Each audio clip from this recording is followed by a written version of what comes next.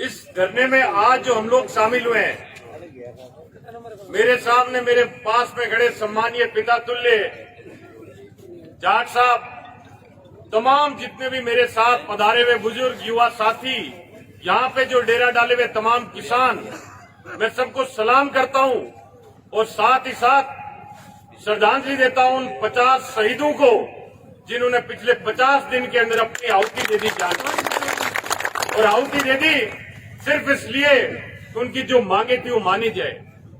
आज से चंद दिन पहले मैं पर्वतसर के एक गांव में गया था, तो एक बुजुर्ग आदमी बैठा था। उसने मुझे बोला कि साहब क्या चल रहा है। मैंने कहा जी 2 दिन बाद में मैं जा रहा हूं वहां पे। तो उसके मुंह से जो अल्फाज निकले, उस व्यक्ति का ये कहना था बुजुर्ग का कि साहब वो मोदीडो माने को नहीं। हिंदी में इसका मतलब ये है मोदी मानेगा नहीं। तो मैंने ये बोला उनको कि बाबा, इस मोदी ने पंगा पहली बार लिया है किसानों से। पहले जो इसने पंगे लिए वो अलग लिए, इस बार जो पंगा लिया है इसमें जिस मोदी ने मानू पड़े लो। ये तय मानिए, जो हमारा संगठन, हम लोग संगठित होके बिना किसी भेदभाव, बिना किसी फर्क के सोचते हुए कि हम किसान हैं और हमारा काम किसानी है। जब मैं यहाँ पे आता हूँ या मेरे साथ ये जो तमाम साथी आते हैं, तो यकीन मानिए पार्टी विचारधारा सब पीछे छोड़ते हुए सिर्फ एक ही चीज को यहाँ पे लेके आते हैं कि ये वो काम है किसानी जो हमारे पुरखों ने की, आज हम कर रहे हैं और आने वाली हमारी पीढ़ी करेगी। अगर इस काम पे कोई आंच आती है तो ये तय है आने वाली पीढ़ी हम में से किसी को माफ नहीं करेगी।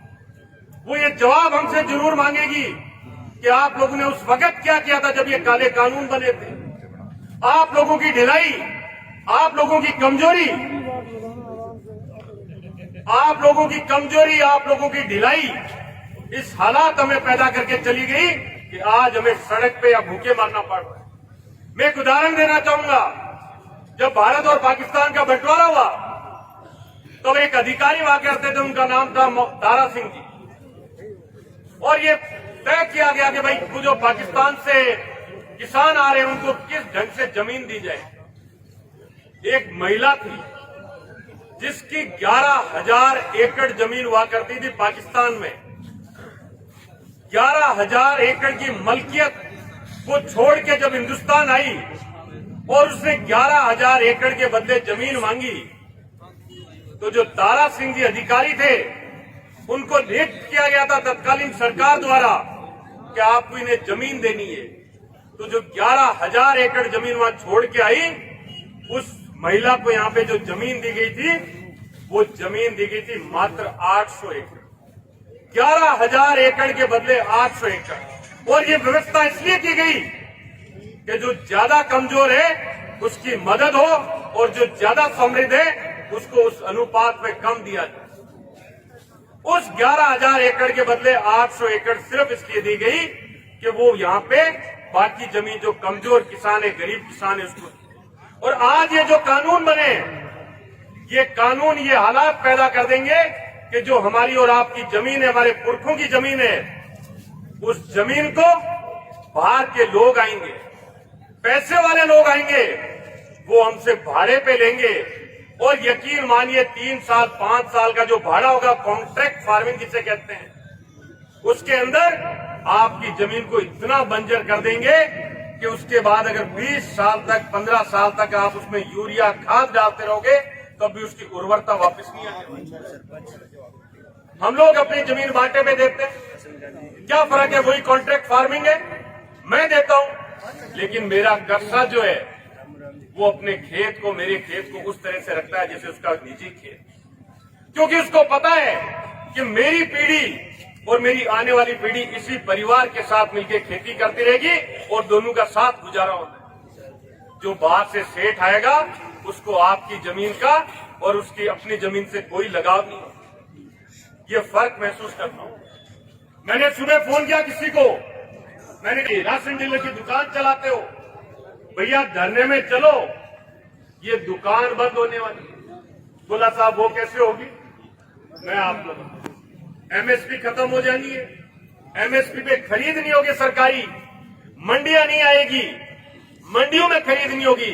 तो जब सरकार खरीदेगी नहीं तो एफसीआई के गोदाम में माल आएगा कहां से? और जब एफसीआई के गोदाम में माल नहीं आएगा तो माल वापस राशन की दुकान पे कहां से आएगा? जहां से गरीब आदमी को 2 रुपए किलो में गेहूं मिल जाए।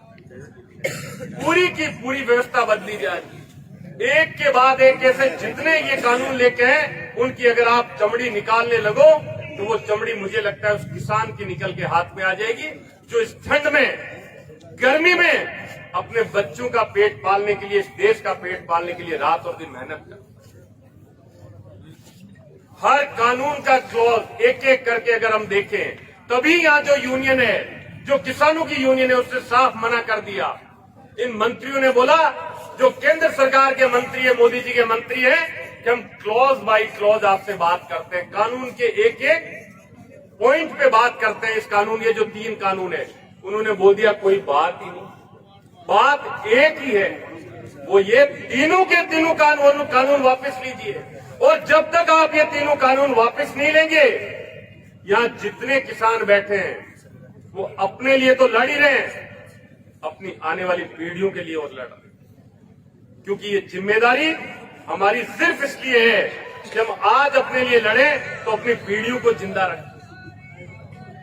मुझे ये कहने में कोई अतिशयोक्ति नहीं लगती कि जब ये कहा जाता है कि अदानी जी ने, मुझे जानकारी दी गई किसी ने कि अदानी जी ने पहले से ही स्टोर हाउस बना लिए, ये कानून बने उससे पहले उससे स्टोर हाउस बना लिए ताकि आपसे और हमसे जो माल खरीदा जाए उसको उन स्टोर हाउस में या गोडाउन में रखा है। जियो का फोन आया था, ये बोल दिया गया फोन मुफ्त में, फोन के अंदर जो बातें होनी है वो मुफ्त में। और अगर ये